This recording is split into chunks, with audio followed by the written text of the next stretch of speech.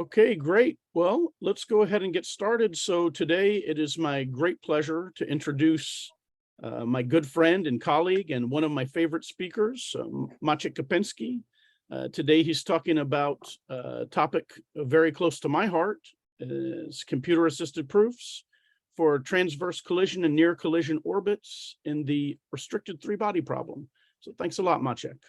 Okay, thank you very much. First of all, thank you to the organizers. It's always a pleasure to speak, and thanks for having me. As Jay said, this is going to be a little bit about computer-assisted proofs, but not only. It's about celestial mechanics, and it's joint work with Shane and Jay. So maybe let me start with an outline of what it is that I will want to talk about. So I will start with the motivation, which is the two-point boundary value problem. So how to shoot from one point to another. This is very elementary, but I will use it as like a slingshot to get to the setting that I want. So I think if I started with this setting, it would have seemed a little bit strange, but if I start with the boundary value problem, it will come out in a more natural way. So this is going to be how to do boundary value problem when you have constraints on energy. So you have to move from one energy level to the same energy level while you're doing the shooting. It creates some problems, and we'll discuss how to bypass those. I will mention a little bit about computer-assisted proofs, hopefully to advertise that it's really not that bad, and maybe some students would like to get into it, and that would be fantastic. Then I will talk about regularization of collisions in celestial mechanics, because we can link this methodology that I will show you with collisions. And then I will show how to obtain a couple of results. So I've just written it in a very vague language from some unstable manifold to unstable. So establish connections between stable and unstable manifolds, how to establish a connection with unstable manifold of some object and a collision. This should in fact be ejection to a stable manifolds. And then I'll talk about how to get families of periodic orbits that actually go through collision. And then I know that the title of the seminar is about parallel computing. I'm not going to do any parallel computing in this talk, or we haven't done parallel computing for this project, but I think that this project is very well suited to actually apply these tools. And I will discuss a little bit what could be done with parallel computation. Okay, great. So So let's start with the fun things with mathematics. So what we'll do is we'll consider a vector field from on Rn and an ODE. X prime is equal to f of x. And my first problem, this is the two-point boundary value problem, is the following. I will want to fix some point y, and I will be looking for a point x such that I flow from the point x to the point y, and here there appears some time t, and this time t here in this particular slide is fixed. So I say, okay, let's take time 1. I want to get from x to y. So how do you do it? Well, a convenient way of doing it is to set up a zero finding problem. So you put the y on the left and you rewrite it in this way. So now you're looking for a zero of this function. And in fact, this function that you have is from Rn to Rn, right? And you're trying to solve f of x is equal to 0. So what you can use is you can use the Newton method. So you have a fantastic numerical method. If your initial guess for where this point might be is good enough, then you're going to very quickly converge to the x that you're actually looking for. Okay, great. So this is a two-point boundary value problem, but this is not what I want to talk about. Let's move a little bit one step away from this, and I will modify my problem in the following way. So I will want to find x and a time, tau, such that if I integrate from some section P of X, then that I will reach Y. So what is this P? Well, this is on this picture here. So this might be, well, let's say some Poincaré section for the flow, or some section transverse to the flow. And then what can I do? Well, I'm looking both for X and for tau. And again, I'm going to set up a zero finding problem. So I'll just put the Y to the left, yeah, and write this. And now what I have is I have a function that takes both X and tau and wants to find the zero of this function. And again, I can use the Newton method. So let's see, everything really is really going well because X is in Rn minus 1, right? Here we have Rn minus 1. Tau is one-dimensional, time is one-dimensional, so it complements. So what I have is I have a function from Rn to Rn, and things are great. I can use the Newton method, where Q is X and tau combined together. Okay, great. But this is not what I want, and now I'm getting to the two-point boundary value problem with an energy constraint.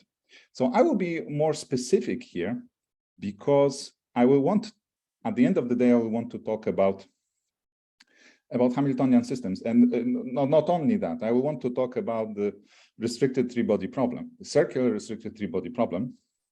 And this is a Hamiltonian vector field that is in R4, 2 degrees of freedom Hamiltonian vector field. So this is what I will restrict to. And in such case, if you have a Hamiltonian vector field, then you have a constant, you have preservation of energy. So your trajectory, if it starts at energy small h, it's going to remain on this set. Okay, so what I will want is I will assume that I have two functions, P0 and P1, that go from reals to the energy level that I want to live on. And on the right, we have a cartoon actually of what is happening, what is the purpose. So in this cartoon, we have two fixed points. So one fixed point is here, it doesn't have a name, I didn't assign any label. Another fixed point is here. They have the same energy small h, right? And then they have one has an unstable manifold and the other has a stable manifold. And I want to establish that these manifolds intersect. So the way that I can do it is I can choose a fragment of the unstable manifold, and this is this P0. What does this P0 do? It takes a real line and it wraps it around this ellipse or circle around the fixed point on the manifold. And on the other manifold, I draw another circle, which is parameterized by P2, and I want to shoot from one circle to another circle. And all of this whole cartoon actually lives on the small h, on the energy level small h. Okay, great. So the problem is, I want to find x0 such that if I compute P0 of x0, which is this point, then I will shoot to P1 of x1, which is this point. Okay, great. So how will I do it? Well, let's try the old trick and just put what was on the right and put it on the left-hand side and set it up as a zero finding problem, right? I mean, this is the most natural idea. But the truth of the matter is that this is a disaster. So this is not going to work. Why? Because let's just count dimensions. So x0 is one-dimensional, x1 is one-dimensional, tau is one-dimensional. So this function takes values in R3, but the flow is in R4, right? So I'll never be able to even invert this derivative. I mean, I'm stuck. And there are ways of getting unstuck of this. So I'm having a problem with the dimensions, and the real problem is that I'm stuck on this constant energy, manifold, which is three-dimensional. So, but I'm going to talk about one method to solve it, and this is the so-called, I will refer to it as an unfolding method. So what I will do is I will introduce another variable, alpha. So I want to be from R4 to R4. So what I'm doing is I'm modifying my vector field. It looks crazy, but it actually works. So I'm behaving as a crazy person and I'm doing something, but I will prove in a second that what I'm actually proving makes sense. So I have my original vector field, and I'm adding this additional term that really shouldn't be here, alpha times gradient h. Okay, and I'm taking a problem where I have the flow for the parameter alpha. So phi alpha stands for the flow induced by this vector field. And I'm using this modified flow, and I want to find the zero of this. Now, okay, I've done something. Well, this something is that I have the domain is 4-dimensional. But the big question is, what does the solution of this problem have to do with the solution of the original problem that I'm seeking? In principle, maybe I'm doing something crazy. So let's see that I am not doing something crazy, and I will have a lemma. So, okay, here is my modified vector field. Here is my shooting operator. I want to shoot from one point to another point, and I'm adding this unfolding parameter alpha. I know that this P0 and P1 lives on the constant energy. And the lemma says the following, that if I find a zero of this operator, then automatically two things happen. Alpha has to be equal to 0. The only solution that allows for f equal to 0 is for alpha to be equal to 0.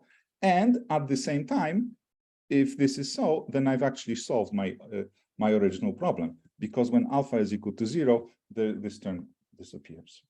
Okay, so let's have a proof of this. I mean, it's always very nice to have a talk and to prove something, even if it's something very easy, as in this case. So in the proof, I mean, there's nothing it's just elementary, it just comes out. So I want to simplify my life, and I will shorten the notation by writing only phi alpha for phi alpha of t of x. So I'm skipping the variables. So I will compute how does the energy change along the flow, along my modified flow. So I just compute the derivative. And what am I doing? Well, this is just the chain rule, right? So I have to compute the derivative of h. I'm not writing as a derivative, but I'm writing it as a gradient, and here I have a scalar product. But this is the same thing as computing the derivative and multiplying. And then this is the derivative of the flow, but I know that this is from my vector field, so I can plug this in, that this is what is happening here. And what happens now is that I have two terms. I have this one, well, actually it's this one multiplied by this one, but but this first term is equal to 0. Why is this? Because this matrix J that enters into the Hamiltonian equation, it has the property that whatever vector you choose, whatever vector v you choose, v transpose times j times v is equal to 0. It just comes out if you look at the form of this matrix J. So this term is 0. So what I'm left with is this term where I have to multiply it. So this gives me alpha times the norm of this vector. And I'm saying that this has to be non-zero when alpha is not equal to 0. Why is that? Well, this is because if this guy was equal to 0, I would be at some fixed point. But I've solved this. I mean, I found the solution of f equal to 0, which means that I've flowed from one point to another, so I couldn't have stopped in the middle. So this is definitely not going to be 0. And when alpha is not equal to 0, then 0, not something non-zero multiplied by non-zero is not 0. Okay, so I want to justify that the solution, I will use this to say that the solution of this equation has to have alpha equal to 0. Why? Because let's say that alpha is not equal to 0. Let's say that alpha was positive. What would this mean? This would mean that along the flow, I would be increasing all the time, I would be increasing the energy. But wait a minute, how is that possible? I'm increasing the energy, but starting from P0, which has energy H, and I'm finishing at P1, which has also energy H. So I cannot do this and increase the energy at the same time. So alpha cannot be positive. And the same answer is, well, alpha cannot be negative, because if it was negative, then this term would be negative and I would be decreasing in energy. But I'm going from the same level H to H, which means that alpha cannot be negative. It has to be 0. And if alpha is equal to 0, then in fact, this flow coincides with the flow of my original equation, and I've solved my 2-point boundary value problem. Okay, so I hope this is clear. I hope somebody is listening. Are there questions or? Okay, I think it's good, Maciej. Okay, great. It's a little surprising, I think, the first time you see it, but it's very clear that it has to work. Yeah. I mean, it is a magical thing, because you modify your equation, and by modifying it, so by doing something crazy, you're solving the problem. But sometimes this happens in mathematics, right? Okay. So maybe some comments. Yeah, so what do I get from this method? I'm not going to prove it, but from this method, if you actually have this picture, then what comes out of it for free is that these manifolds intersect transversely meaning transversely in the constant energy manifold. So you get transversal intersections for free. Now, what I want to say, I mean, my problem was associated with dimension counting, right? So I had this x0, x1, x and tau, where this is 3-dimensional, and I've solved the problem by adding another dimension. And of course, this looks crazy. What I could have done is I could have made a projection, provided that I would be able to express the constant energy manifold as a function of some variables. So here, these two guys would be R3. If I can project in a good way, then I can get rid of this dimension R4 by projecting, and then I would have a map from R3 to R3. This is definitely possible, and many people do it like this. And in fact, people that have done it like this, when they see this unfolding, and this is including myself, when I saw this unfolding for the first time, I thought this is a crazy way of doing it. So what is the advantage of this unfolding method over projecting? The advantage is that you don't really need to have to solve this problem. You don't need to you don't need to consider which variables are good to project. And in general, when you have a space, then in some regions of the state space, some coordinates are good to project on, and in others, other coordinates are good to project. So this method works great, but you have to be careful all the time, and you need to think. And this method is foolproof. You set it up, and it just works. So that's another advantage. Now, I will just make a comment that there are other ways, because I've added this additional term alpha times the gradient, and the question is, why this term? Well, first of all, it works, but there are other methods. So depending on your vector field, you can modify it in a different way. And in fact, in celestial mechanics, you don't have to add this term, which is a rather complicated, a long expression. You can add something much simpler, but I'm not going to go into the details. So I'm just saying that this is not the only way of doing this, and that this term that you add can be in fact simpler. Okay, great. So this is like, I mean, I'm giving a talk, and the talk is based on a paper that is now on arXiv. So let me maybe refer to what I've talked so far. How does it relate to the content of the paper? The paper is a little bit more general, because, well, you can have in Hamiltonian systems, you don't only have one integral, you might have many integrals. So the setting is more general. It involves parallel shooting, which I would includes parallel shooting, which I'll talk a little bit about. It allows for going from different coordinates between different coordinates. and it has application to the three-body problem. And in fact, I'm going to talk about these things, but I'm not going to talk about the larger generality of the method. Okay, great. So we have this, and so this is a starting point. We know how to solve these types of problems and what can we do with it.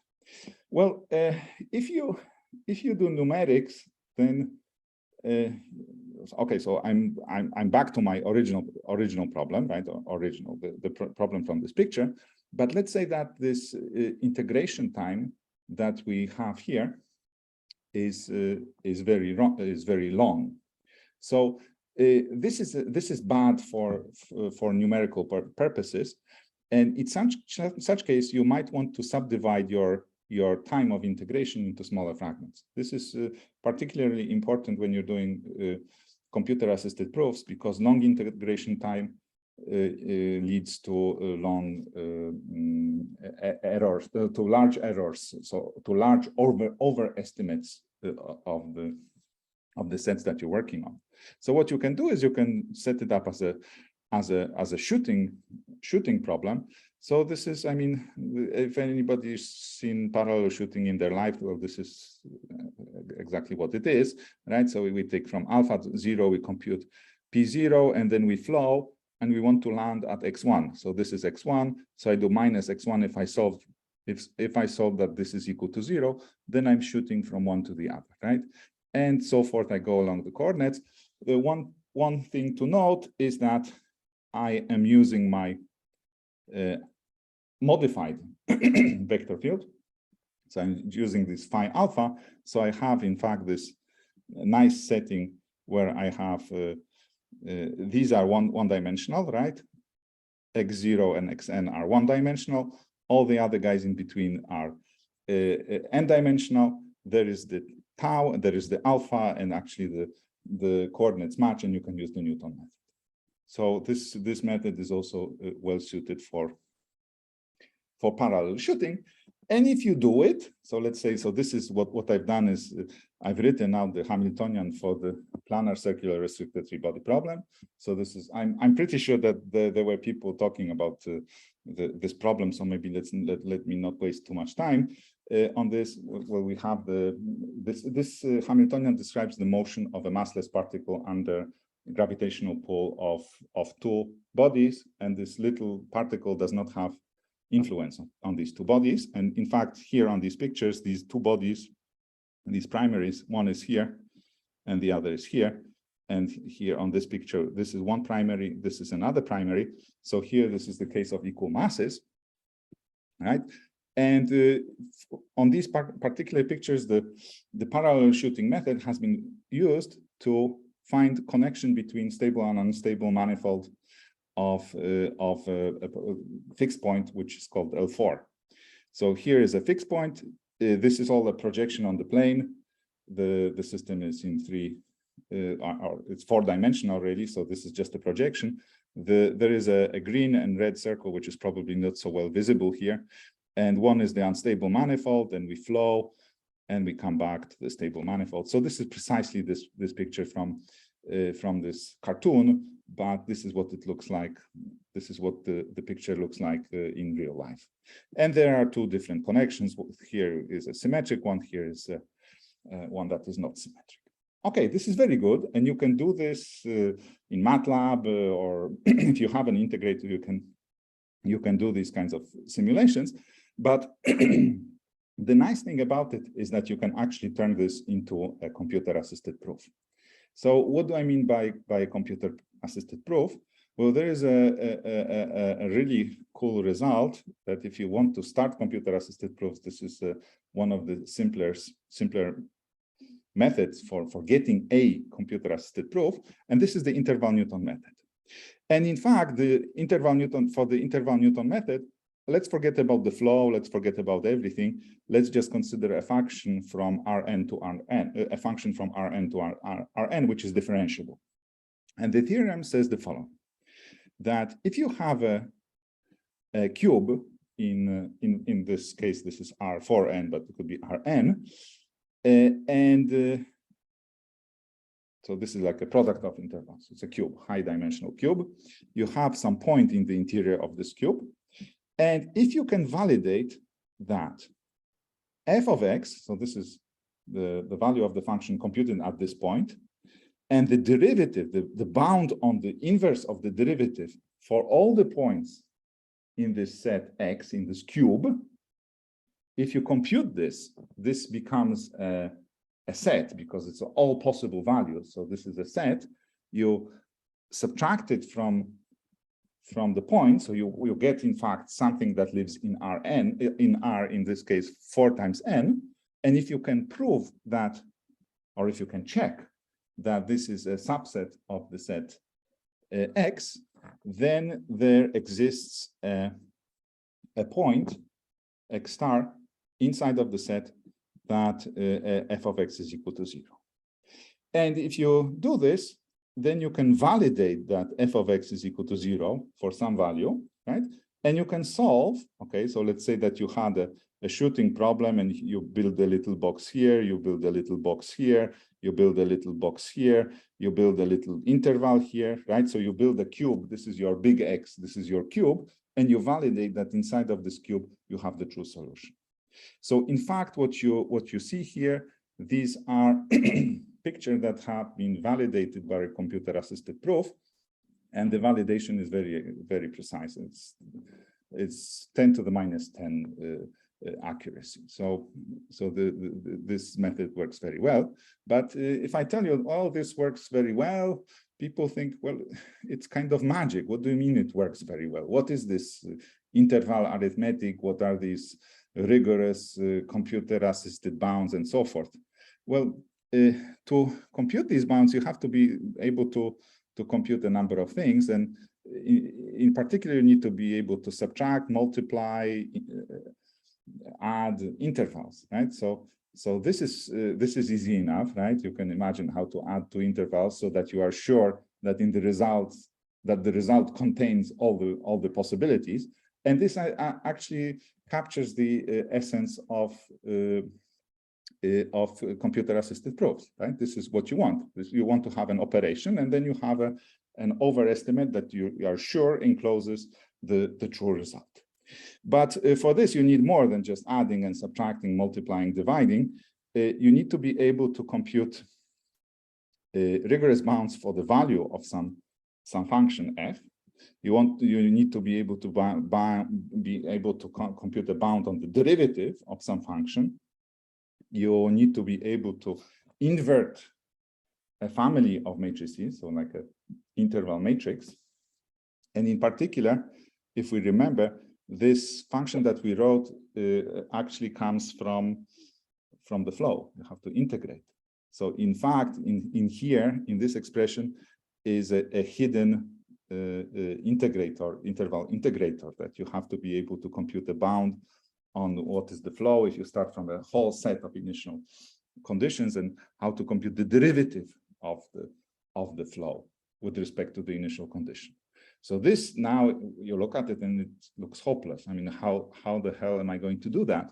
And the answer is, well, you don't have to, because there is a fantastic tool, which is, well, I'm advertising, of course, the tool that we develop in Krakow. There are other tools that other people will advertise, so I will let them advertise their own. I'm going to advertise what we do, and there is a whole library that is actually devoted to doing computer-assisted proofs. And in fact, there is a quite fairly recent paper which was published in 2020. And the title is a little bit mysterious, CAPD Densis, because this is the name of the library, a flexible C++ toolbox for rigorous numerical analysis on dynamical systems. And in fact, this library, the link is here, it does everything. But I would really like to advertise this particular paper to students that want to get involved, because it contains worked examples. You have little fragments of code, and they're self-contained, and they solve a non-trivial problem in dynamical systems, and they are very well explained. And all you really need to know is you need to know C++. Now, let me give you a sample. So how does it look? right? So this is almost at random I've chosen from this paper. It's really very well written. So I've chosen it so that it actually scares you, right? So you see a bit of code from the paper and you think, oh my God, this has to be complicated, right? It is not. So this is an example in which you take a vector field. So this is an IMAP.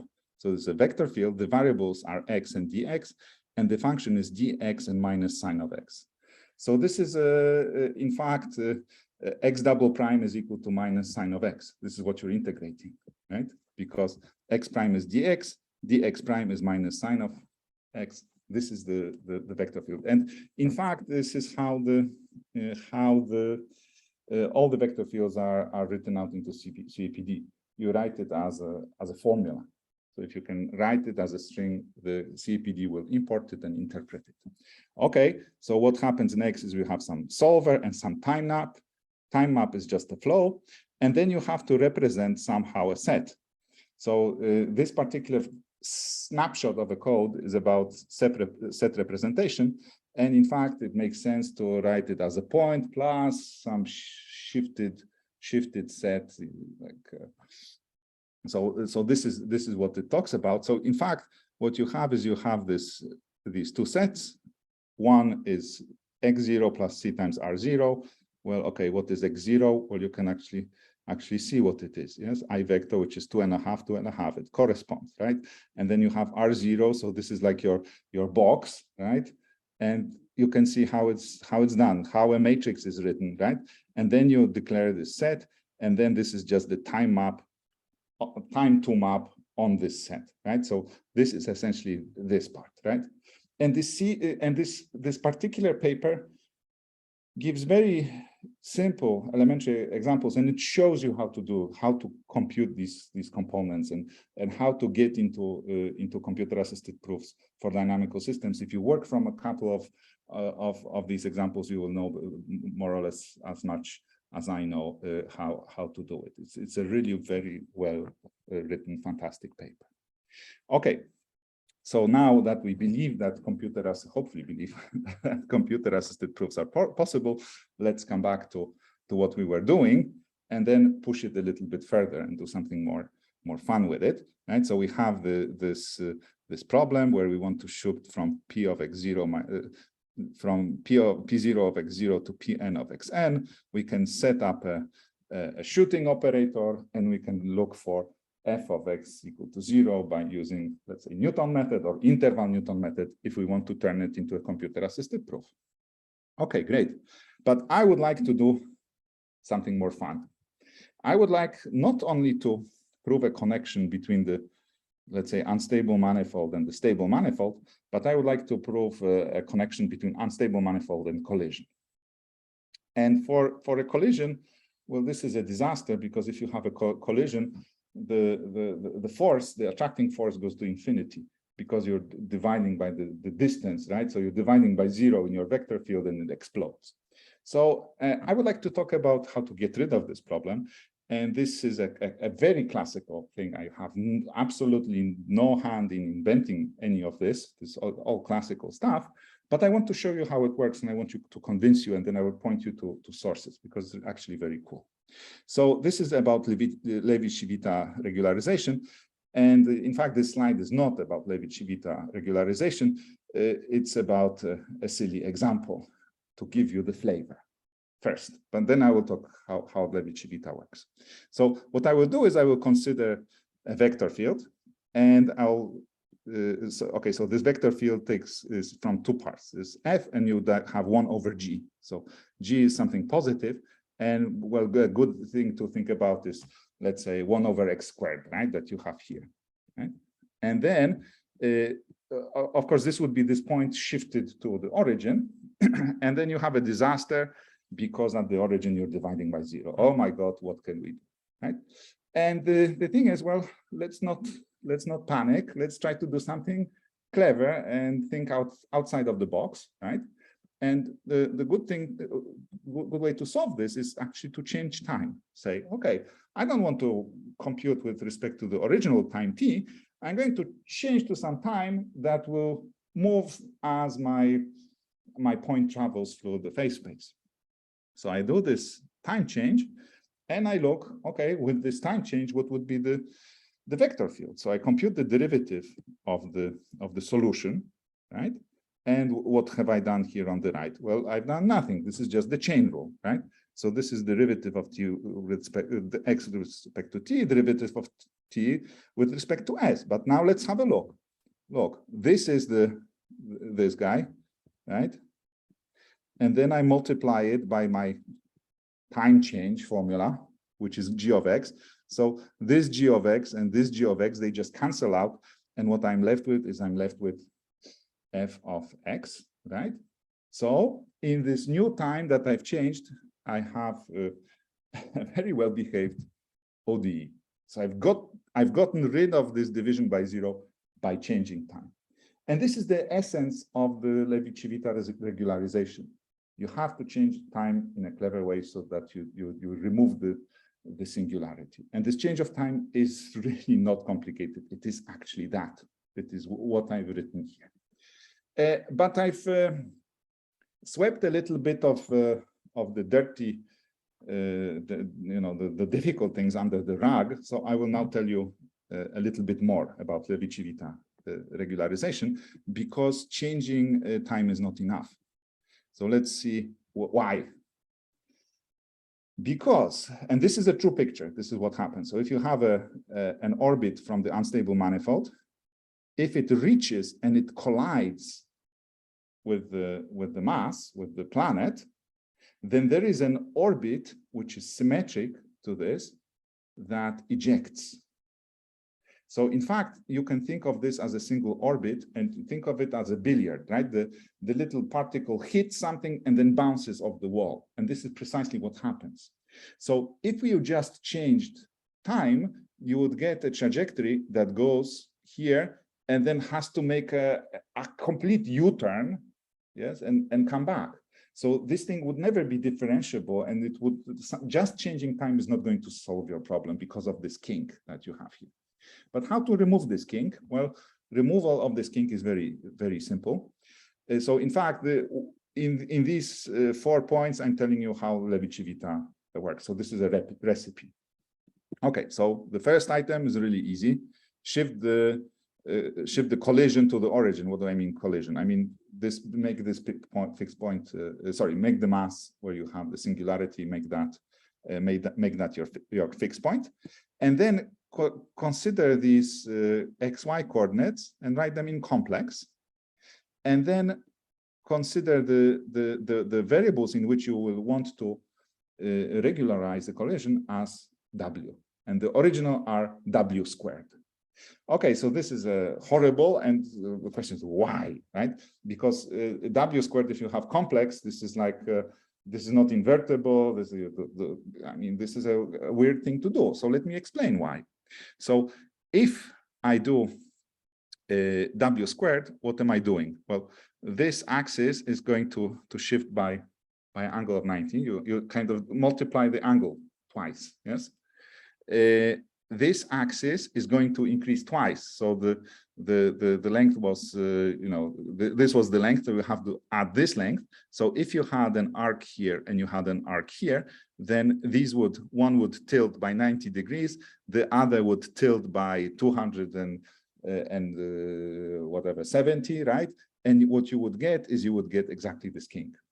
So in fact, this clever change of coordinates removes this kink. In the coordinates w, this kink becomes something that is smooth, that you can travel through. So once you do that, then you change the time. And these two things that are combined, you get a change of coordinates from w to the original coordinates, and it has a very simple formula. And the vector field in these coordinates has also explicit formula without singularities. Yes? So this is really great. So this singularity division by zero at this point is removed by this operation. Okay, so just that you believe me, I've written this change of coordinates explicitly. This is what Levi-Civita change of coordinates is. There are no shortcuts here. That is what it is. So let's focus on the first two coordinates. And in fact, this is just this W squared in complex that I've shown you, right? Plus a shift to the map. Let's say here mu would have to be equal to 1/2, right? Because I would shift here, right? These are additional coordinate changes that are done on the momenta, because what you want to do is at the end of the day, you want to obtain a vector field that is in some nice form, and this is how you have to do it. But in these coordinates, you have an explicit formula for the vector field. It's not much more complicated than the original one. Everything is absolutely fantastic. So if you want to learn about it, here are two very good sources. So one is these are notes, are not notes. This is a chapter from a book written by Alessandra Cieletti. So you can find it in that book. If you Google this, you're going to find it. But in fact, this chapter is on ResearchGate, or you can look for a very classical source that has almost everything that you think about in celestial mechanics. And this is a book of Sebehili, and this regularization is also very well explained in there. Okay, maybe what I want to do, what is important for my talk, is that this collision is in fact a circle. So the collision in these regularized coordinates is a circle. It's a circle at the origin. The circle is in the momenta, right? And this makes sense because you can approach collision from various angles. So the collision shouldn't really be a point. It depends on which angle you are coming from, and this is where this circle comes from. Okay, so how can I use this? Well, I can use this in the following way. Well, I want to shoot from an unstable manifold, and I want to reach a collision. So how am I going to do it?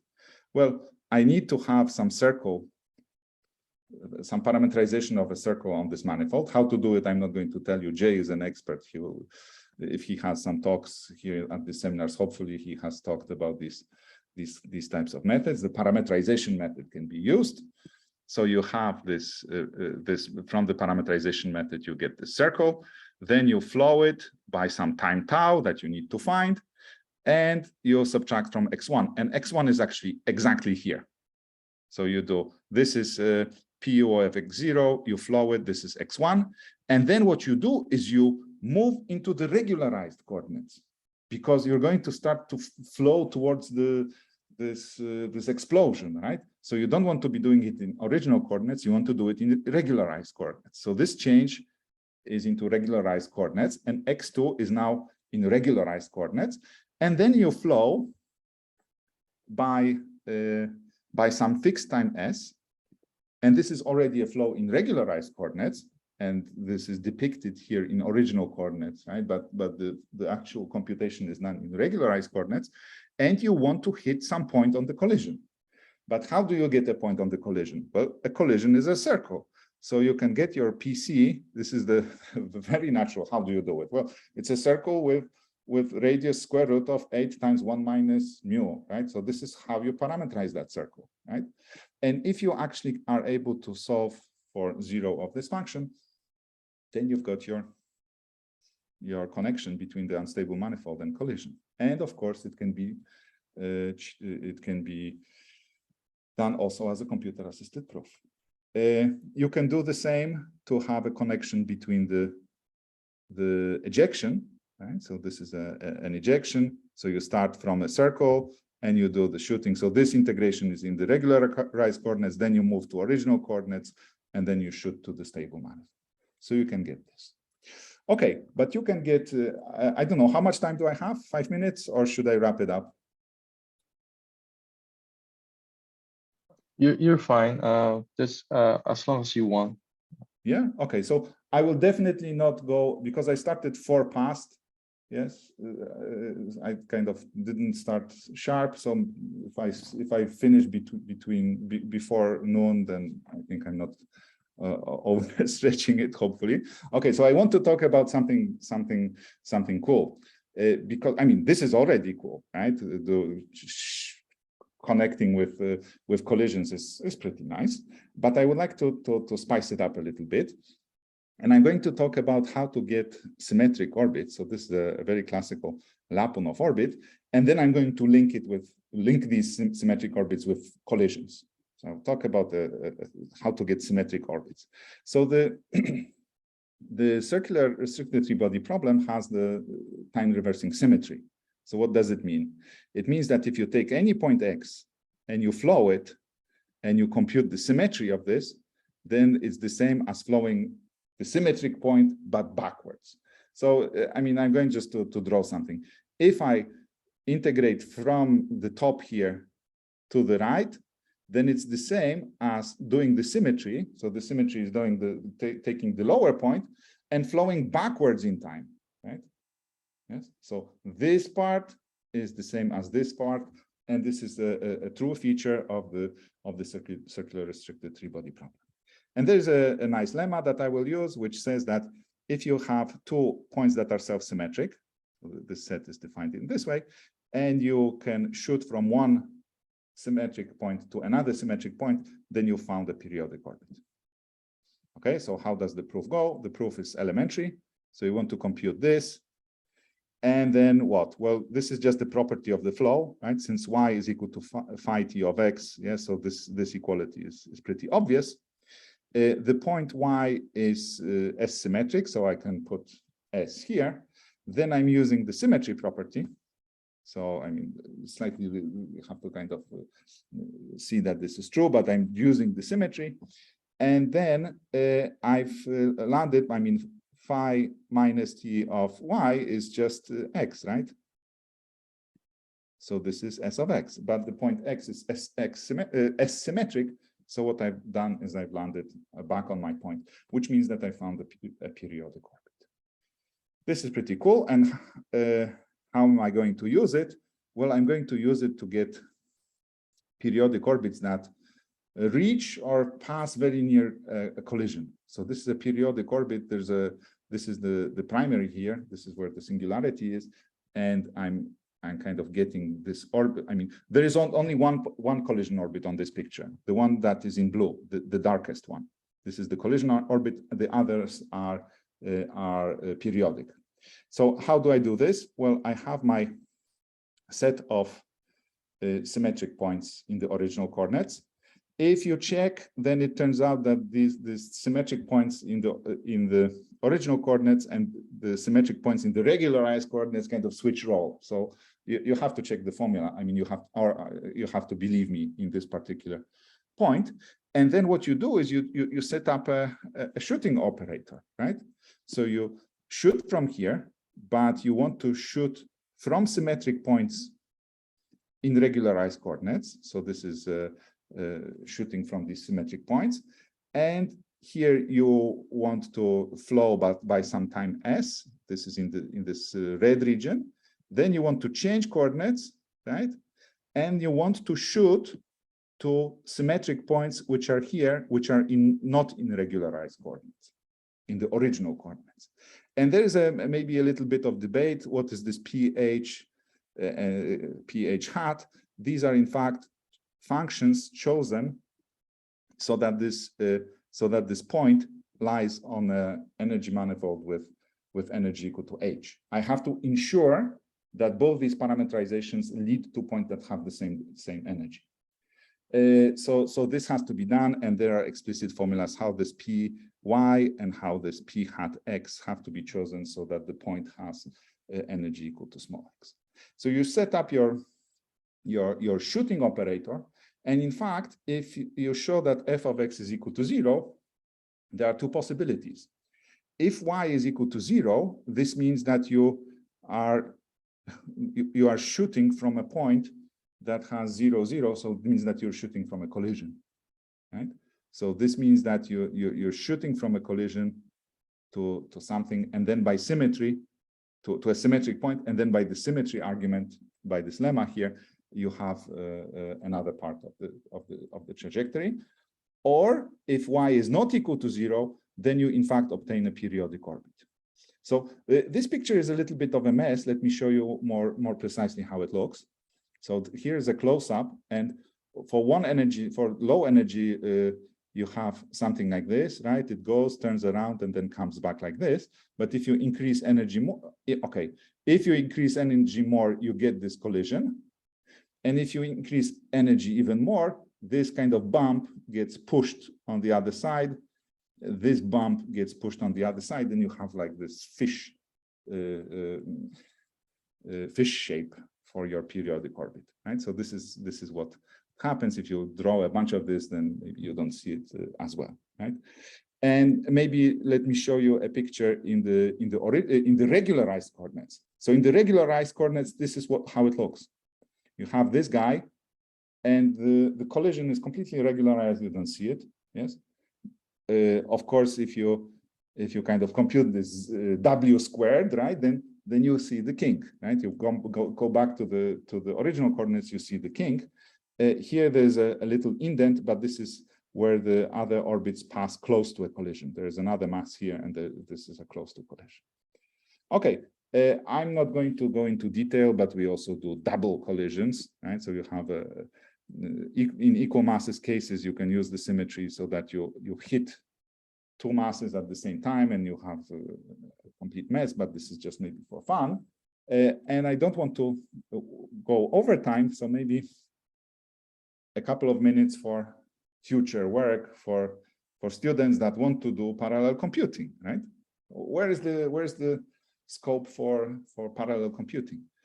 And what I can say is the following. Look, all of this is done in interval arithmetic. So if you do a computer-assisted proof for one orbit, then you can just as well do a computer-assisted proof for a small parameter of energies and validate that. These orbits, they are born from a fixed point that is positioned more or less somewhere here. I'll show pictures in a second. So there's a fixed point, there's a small orbit, you increase energy, there's a bigger orbit, and they grow, and then they hit this collision, right? You could validate this, but this would require a massive amount of computation. So the tricky part is what happens close to the fixed point, and how are they born, and how do you do a computer-assisted proof? But this is already done in this paper that we wrote with Paul down. So if you link that and you use this methodology, you can have a full link that you can go from the fixed point to collision, and then maybe you can go somewhere further, right? And there is a very cool thing. I'm always super excited when I talk about old cool stuff, and there's a really great NASA technical report paper from 1968, right? So this is pretty darn old, right? That actually tells you about how this works, right? So this is the original. And here are these beautiful pictures that these guys did like more than half a century ago. They already knew how this goes.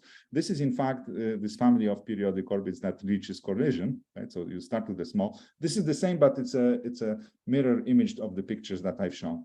So which we have chosen coordinates in a different way so that they don't fit this paper. It's just a mirror image. So these orbits are born here. They go larger. They grow, approach one collision, but they don't hit, right? They grow, and then here you have this wedge. This is where the collision is born.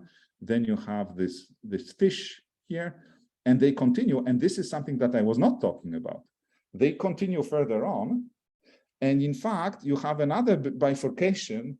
It's like a period doubling bifurcation, which ends the story. And in fact, this paper has a cool diagram that explains this. You start at L1, right? You continue, you have this ejection collision, and then you approach this other bifurcation, right? So if you have a look at this paper and understand the mechanism, you can actually take parallel computation, put it on a big computer. It will require a lot of work, but you set up the problem and you actually can validate such diagrams, and this can definitely be done. And this paper is, I mean, what is this? These are data. All the data that you might want for initial conditions is there.